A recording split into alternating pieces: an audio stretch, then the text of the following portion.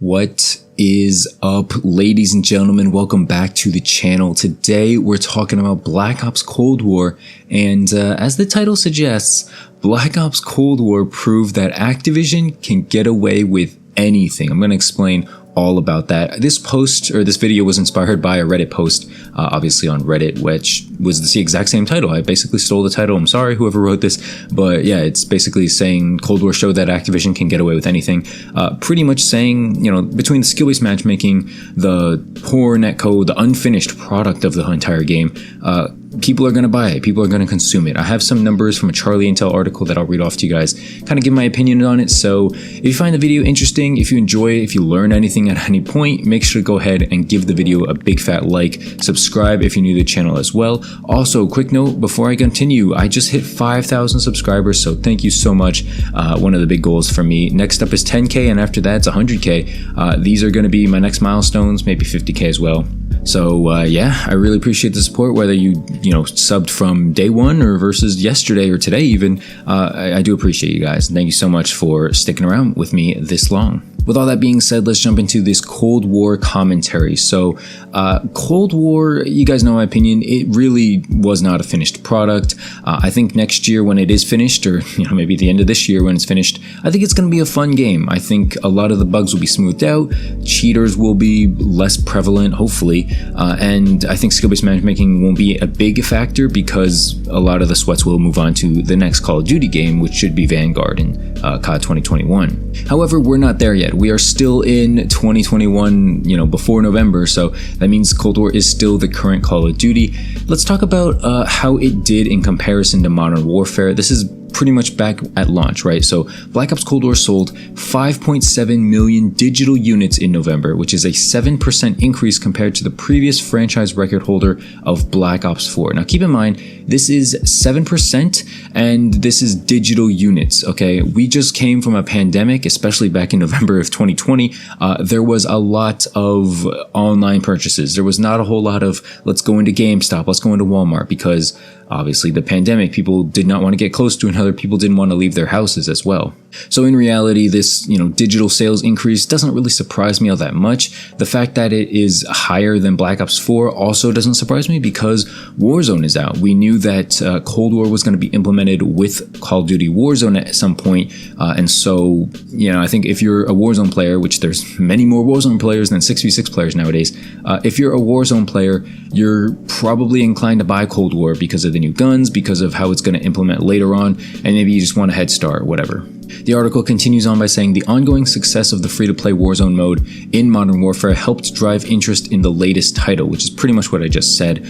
Thanks to Warzone, Modern Warfare had 2.7 times as many players as Cold War in November 2020, which is actually insane because that's almost 3 times as many players in the start of the next Call of Duty game, right? Isn't that kind of crazy? A new Call of Duty launches, and because of Warzone, an older title had 3 times as many players. Now, it doesn't say, that those 3 times as many players were playing 6v6 or Search and Destroy or Team Deathmatch or whatever. In reality, a large portion of that was probably playing Warzone as opposed to 6v6 because, let's face it, Call of Duty 6v6 is pretty much by the wayside now. They're just making room for Warzone, and that's it. At the time of this article, Activision did not disclose actual sales figures for Cold War, but it did confirm that Cold War's digital sales on day one were the highest in franchise history.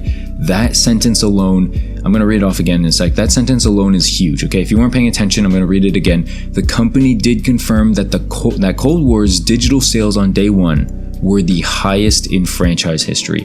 This is the game that was, oh my god, what even was it? This is the game that, had no press media. There was not a whole lot of hype around it. Obviously Modern Warfare haters were, they were waiting for it. Me included, we were waiting for Cold War here. I really wanted Cold War to be good because I hated Modern Warfare. And it turns out, even without no hype, even with terrible marketing, remember the whole scavenger hunt or something throughout Warzone and the stupid zombies teasers or whatever. It was a terrible, marketing campaign. Whoever was in charge of that, never hire them back for Call of Duty again, because they did not drum up any hype. They took way too long to reveal things like that in Cold War, and they didn't even reveal multiplayer until like very late in the life cycle. We're now in July also. Speaking of like reveals, we're in July and we still don't have like any real confirms about COD 2021 besides the fact that it's like called Vanguard and developed by Sledgehammer. Other than that, we don't have a trailer, we don't have screenshots, we have nothing, right? There's just no hype. I'm hoping that it comes soon, because I need some stuff to talk about on this YouTube channel. Can't talk about Cold War every day for the next couple of months. I mean, I could try, but it'll be a little difficult. But basically, this article that I just searched up again, I mean, I probably covered it, back when Cold War first launched, but I want to talk about it again because Cold War is proof that Activision can put out anything and people will buy it. And I'm not saying like I'm way better than you because I didn't buy it or something. I did, of course I bought it. I'm a COD channel, I'm a COD commentator. I kind of have to play and buy the Call of Duties to give my opinion on it. I don't want to be just someone who's like, yeah, the game's good, but I have zero time in it. You're not going to take me seriously. You're not going to trust me or whatever. So I'm not going to do that. Also, as a COD reviewer, COD analyst, COD commentator, whatever you want to call it, I wanted to go deep into some of the numbers.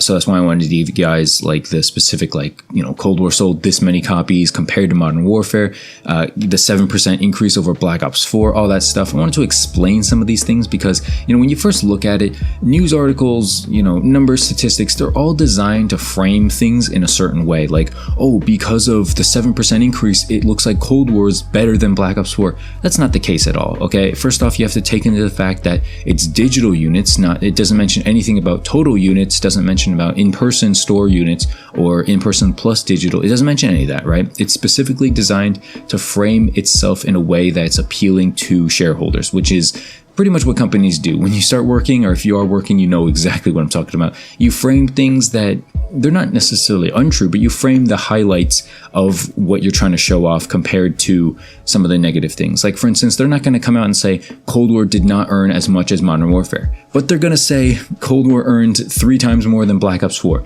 because that sounds way better, even though it's true, but it's not the complete truth. Overall, you guys know me, I'm pretty disappointed with Black Ops Cold War. I enjoyed it for, a few moments here and there, every couple of nights, every couple of days, but once I got Dark Matter, it really wasn't a game for me anymore. It's kind of a shame because I like the, overall maps. I like the overall movement and stuff. It's just the skill-based matchmaking's buggy. The game itself, the movement is not smooth. It was a rushed game, There's no way around it. It was just rushed. It was incomplete. It's still low-key kind of isn't complete. So that's my thoughts on it. But if you enjoyed the video, if you learned something useful, make sure to leave a like on the video, subscribe if you're new to the channel, join the Discord, follow me on Twitch, Twitter, and Discord, and I'll see you in the next one. Thanks so much for watching, guys. Peace out.